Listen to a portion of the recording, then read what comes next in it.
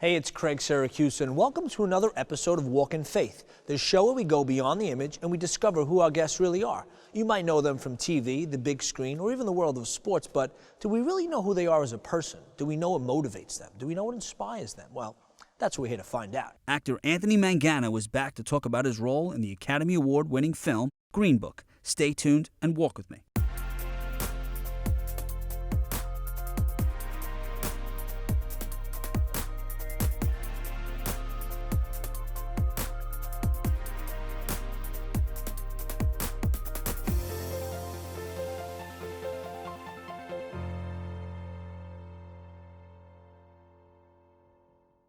Anthony, thank you so much. Thank you, Craig. Thanks for bringing me on. Thank you for being on Walk in Faith. I know you've been on before. Yeah. Now, this is a new Anthony. I wasn't sure if I was going to have to call your agent or how it works now. In case people don't know, which I think by now everybody in the world knows, the film you were in, Green Book, which is phenomenal. Oh, thank you. It is a classic. It really is. It's a really great film. It won 3 Academy Awards, right? Yeah, 3 of them. It won for Mahershala Ali, won for Best Supporting Actor. Nick, my best bud for years, he won for the original screenplay, and it won Best Picture. And the odds, I wanted it to win Best Picture, but I was like a little skeptical. But when that night I went, you know what? I got a feeling, and I predicted this a year ago. My wife thought I was crazy. She says, "Don't say it. You're going to jinx it." I said, "No, T. I just got a feeling. The movie's too good." Too many things fell into place, Craig. I knew that the film was blessed right from the beginning, and because it never snows in New Orleans. And they had a snow scene. It was a snowstorm in New Orleans. Oh, my God. So they didn't have to bring it. It's like, you know. Do you remember, not to cut you off, but when we did, so Nick, for people that watch the network, Nick and I and you, we did a concert. Robbie Davidson. And you just said snowstorm. Prior to that, I kept saying the audio video company, I want snow machines. I want snow machines. And we rented snow machines, and it snowed. We had a blizzard. And it was a blizzard that day, and it turned out to be sort of a disaster in hindsight. It was one of the most beautiful things we ever shot. And I remember Monsignor Casada he was like frozen. When we performed Nick's song, New York City Christmas, it was a snowstorm. And when you see it, the Full way you circle. guys shot it, it looks phenomenal. I mean, we only had maybe about 15 people left because there were snowmen, but it looked great on camera. And now that song, tell you the truth, now that he won the Academy Award, who knows, it might be top charts. Are you still going to be able to sing the song? Of course he'll allow me to sing it, yes. What was the emotion like? I mean, I think everybody saw you on Facebook and Instagram. What's the emotion like now? What was it like that night? I was nervous a little bit, but I had to get everybody riled up, and so my emotions were high, keeping everybody together, like, you know, to say, look, you know what, you know, this is a great night, and look how far he's come, and like I'm getting a little teary-eyed now because I know how hard my friend struggled to get there. It's like, if you know somebody that's a good person, the guy never got married, he never had children, he had a heart attack 5 years ago. He had to pawn his stuff to get to New Orleans because they wouldn't give him the money yet that he was owed. Him and Brian pawned guitars and everything to get there. So when you look at a guy's life that went through all this, I remember when I was out there, I was running security, I would get Nick jobs, and Nick and I, we met. I'm going to go back to the very beginning.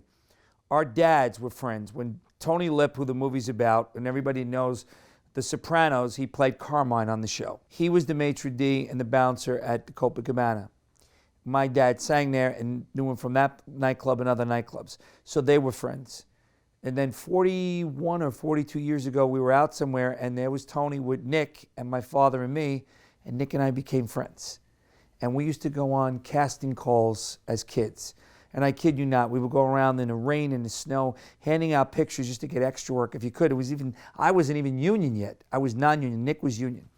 And I kept trying. And I tell this story because it's very funny. One year he slept at my house. So my mom was still alive. And we went to Bond's Disco. It was like 3 o'clock in the morning, wait online with hundreds, maybe 1,000 people.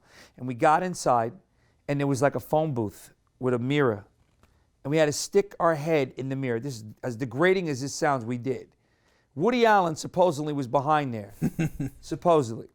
Nick got picked and I didn't. I said, it's a true story. And we knew each other all these years struggling. He was at my wedding. And he has been my friend for years. And then I went out to Hollywood, and his dad was with Mickey Rourke. They were like working together or something. And his dad took me all over Hollywood. I didn't know what I was doing. And Mickey signed me with his agent, and Lipp showed me everything. He did a different strokes, and he came to the taping and stuff, and it was great. And I came back to New York, then I moved out, and then I told Nick, you got to come out, and Nick moved out. I got him an apartment right next to where I was living with my wife. He came, and then we just stayed close, and then when I had the earthquake, I stayed with Nick as I moved back to New York, and he stayed out there. But You guys always have always this. been together, and I used to have Christmas and Thanksgiving and Easter. We were in a one-bedroom apartment, my wife and I. We were only in our 20s, and we would cook for 20, 30 people. I would rent tables, and everybody would come over for Christmas. We were tight. And Dolores and Tony, his mom and dad, would be there. When my daughter was born, they bought her first diaper bag, and so they were close with us. And he basically and I have kept friends for all these years. So to see him get to that point and to know what he went through, it was like I was winning it in a weird way. You're right. And I was just so emotional. I was teary-eyed. I think if you saw me on Facebook, I was out of my mind screaming because I was like, I can't believe this, he won. And and we were cutting away to him at the awards and back. It was one of those moments where you go, wow, can you believe this? Can you actually believe he won? And that was just the writing award to start with. And you're right, and I want you to think about this question because a lot of people, like when we've said this, they don't know the struggles. They think you just hatch, and like when people will look and say, "Oh, Nick just made it," because they'll make that connection, like his father knew someone, or he came out of the blue. They don't realize, like you said, that he had to pawn his guitar, that he went through so much adversity to make it. They just assume that it happens overnight. I'm going to tell you how people say things happen for a reason, and then you don't realize it, but down the road, well. When we were working nightclubs, and I was a doorman at a nightclub, the other writer, Brian Curry, Brian and I were friends. And I brought Nick in there to work. And then Nick and Brian became friends. So years later, Brian brings the script to Peter Farrelly. So it's like you don't know, or I would say don't burn a bridge because you don't know what God's planning down the road. Like a connection you made, you may not think anything of it today, down the road may come to fruition. And that, we were all friends, so it just was meant to be. So hold that thought. We'll be right back with Anthony Mangano.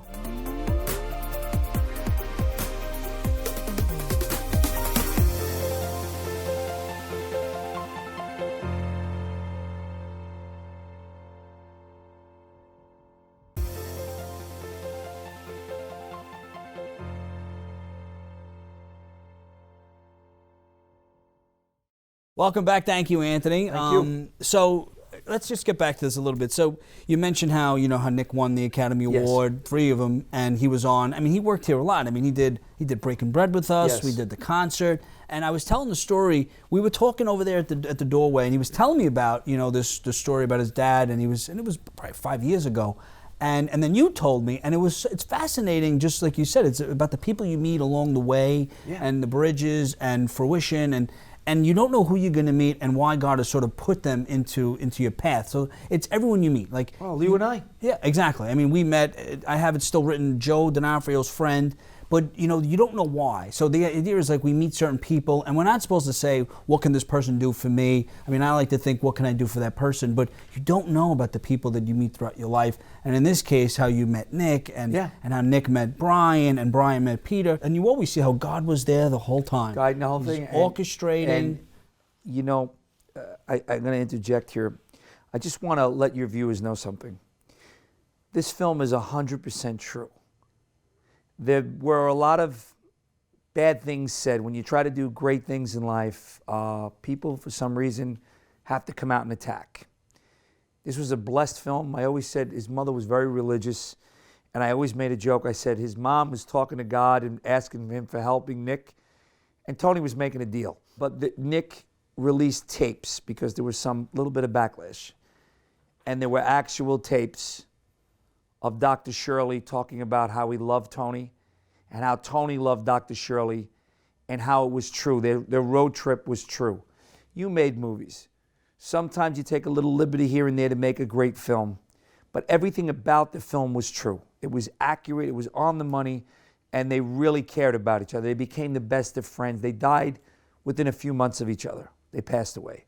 I just want to make sure, because when people are watching that they know, I want to tell them that go out and watch this because it's a great film. You know, Anthony, when you said how like people come against you, Yeah. and you know this, like, it's when people don't come against you, that's when you have a problem. When you're in line with God and you're in line with your assignment, that's when people come against you. Like I like to believe it's the true. enemy. It's when nobody bothers you, when you just are complacent and you sit there and nothing happens, no one comes against you. That's when the devil, that's when the enemy is at its sort of is winning in the situation. But like you said, this film was blessed from the beginning. Yeah, it was blessed, and people will come against them, and it will continue to come against them. I just spoke to him on the phone, and you know, there's some write-ups today and stuff like that. Again, saying things, and he's not said a word because he actually quoted the Bible. He goes to me, "Vengeance is mine," says the Lord. So he's not saying a word. Yeah. I said to him, you know what you have to do at the end of the day? I said, you have to shoot a video.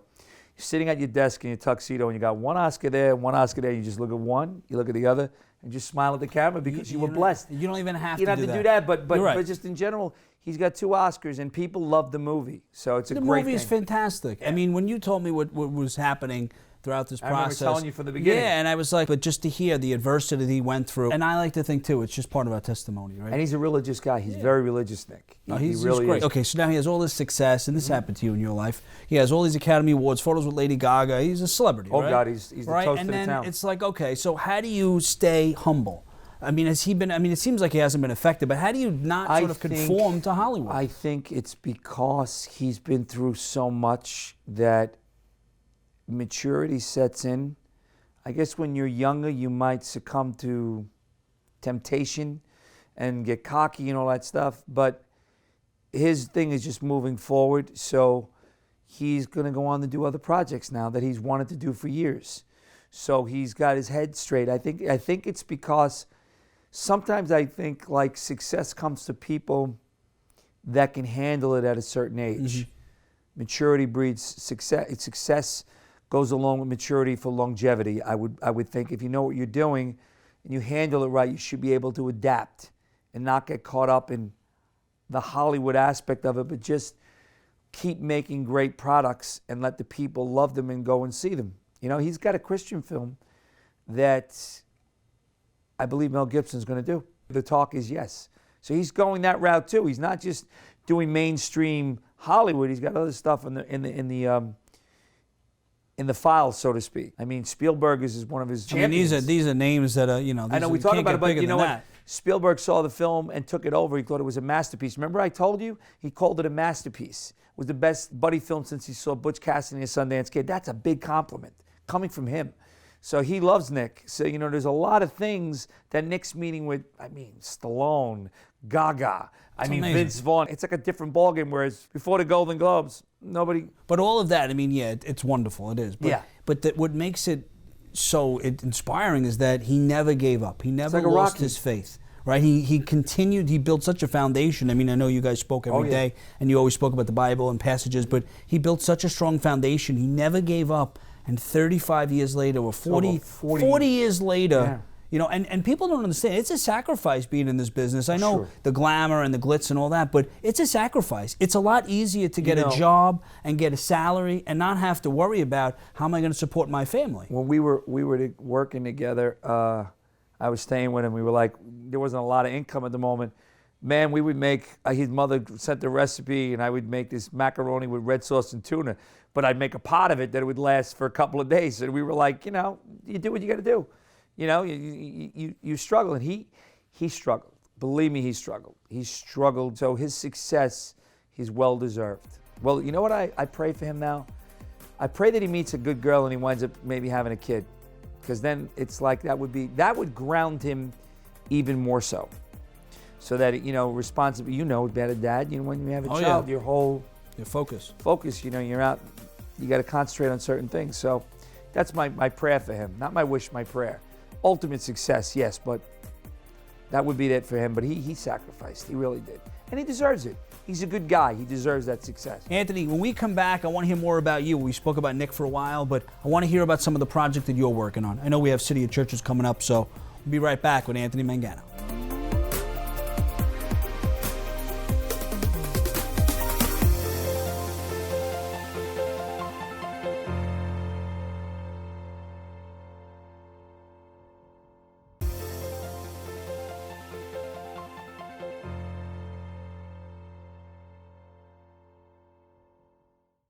So welcome back with my good pal, Anthony Mangano.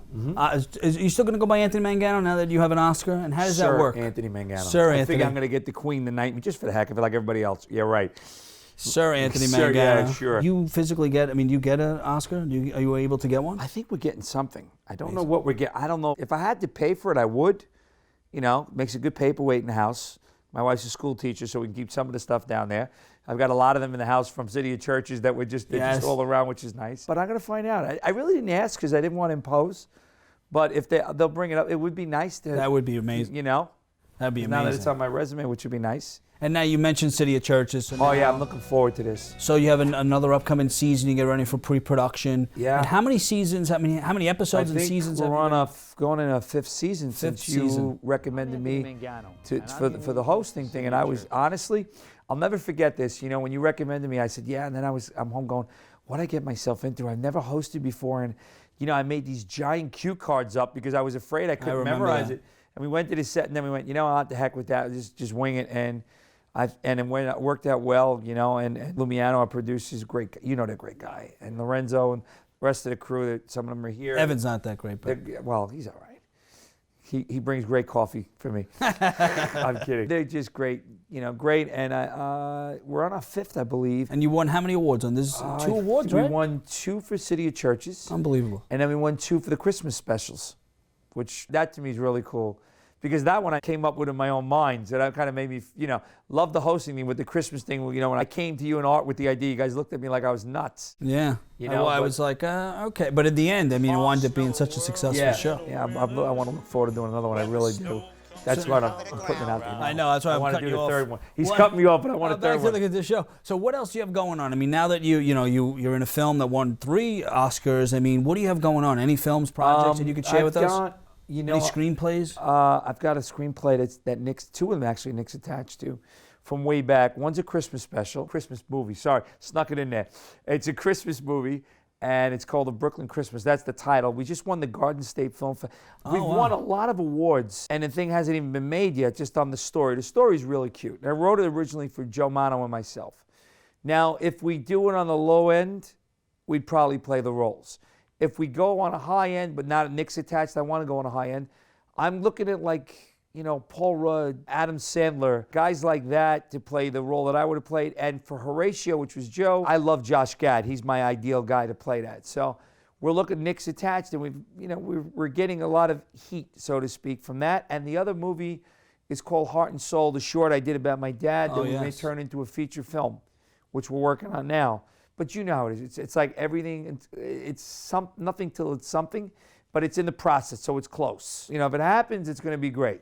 Well, Heart and Soul. I remember that we had that several times. That was a phenomenal film. Thank you. Yeah, it was a short black and white film, and that was your brother-in-law, right? The producer, director. Vinny's in LA, and he shot it, and it was a movie about my mom and dad, like Nick, but on a low scale. That was a lot, but I enjoyed doing that. We won a few awards and festivals and stuff like that. And now, eventually, hopefully, it'll turn into a feature. And I may be too old to play the role unless we do the CGI, where I may have a shot at it. Depends on the budget. So your father was also a nightclub singer, and at the it was Copacabana. Culper and everything. He was everywhere. My dad basically sang everywhere. I got stacks home. I used it in the movie too of all these newspaper clippings of where he was here. It would be like my father was here, and the late Jerry Vale was here, and Al Martino, and all these guys that were famous. All with my dad, they were all in the same circuit. I remember, God's honest truth, I remember, kid, I always go with him. Then when I went out to LA, he came in, my friend picked him up, I had an audition, and my friend Jason brought him in, and we were at Cafe Roma with Mickey and him hanging out. So my father walks in. My father's before he could walk, really handsome looking guy. He's a cross between Victor Mature and Amanda Sante. Very, very good looking man. Matinee idol type looking thing. And he walks in, and Al Martino looks, and Jerry Vale looks, and all these guys, they knew my dad, and they all came running over to him because they were all in, like that tight little circle when they were singing in a nightclub. So it was really cool.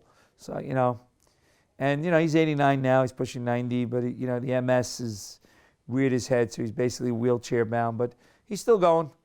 He's still functioning, thank God. Did you ever play his music for him? Oh, yeah. I played for him, yeah. He sings, but he can't really, it's affected his vocal cords, the MS, a little bit.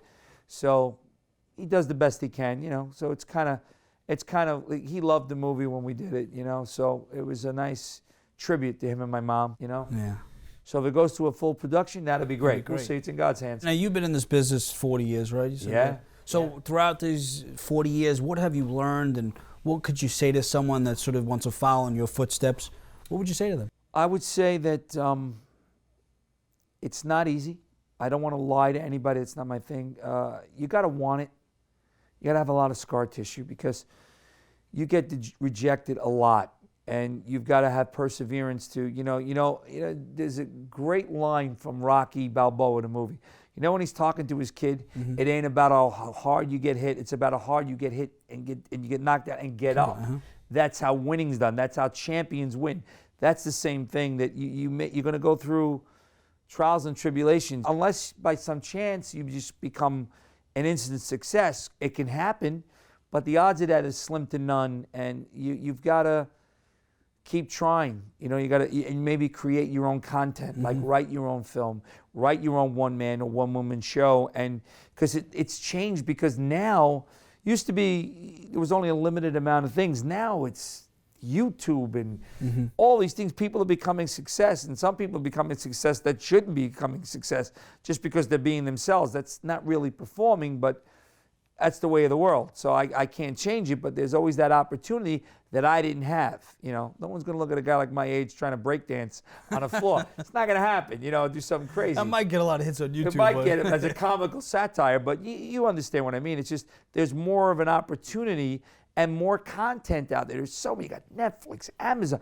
You've never seen so many things. We were talking before about Ralph Macchio, great guy. Karate Kid, they brought back. It's called Cobra Kai. It's on YouTube. Huge hit. We would have never thought that 5 years ago. Somebody said, we're going to put a series on a YouTube channel. They're like, you're crazy. It'll never work. Now it's doing. It's all streaming. So the opportunity's there if you come up with good content. And now you could shoot movies on your iPhone. So knowing what you know now, looking back, would you have changed anything? Would you continue to pursue this career? I would have continued it, but I would have made a few changes along the way. Sure, I think everybody would want to change one or two little things. But overall, no, because, you know, there were a lot of things that came out of this that my life's been blessed with. I don't know what would have happened if I went down a different path. I may not be sitting here with you right now. I was going to be a cop or a fireman. We don't know. I don't know what would have happened. But, you know, you don't know. You just got to keep, I'm going to use your own quote here. You got to walk in faith. Sometimes run, but walk in faith. That's right. There are days, you know, I always tell young guys, you know, young girls, listen, just, you know, don't go in all starry. I think it's going to happen like, you know, I'm going to be a star, because that doesn't always happen. You know what I'm saying. I know. You know, because you'll get hurt. And there are times, I've cried over losing roles. Believe me, when I lost the Dean Martin role for CBS, I was devastated. Devastated. It was a movie about them, and I came very close to doing that. There have been a few over the years, TV series that I had leads in that were going to go and then flopped. I've learned one thing. The things that you think are going to work sometimes don't, and the things you think that won't work wind up being a success. So you just roll with the punches. Anthony, thank you so much for being on my show. Always remember, you have the ability to inspire and evangelize through your words and actions. Till next time.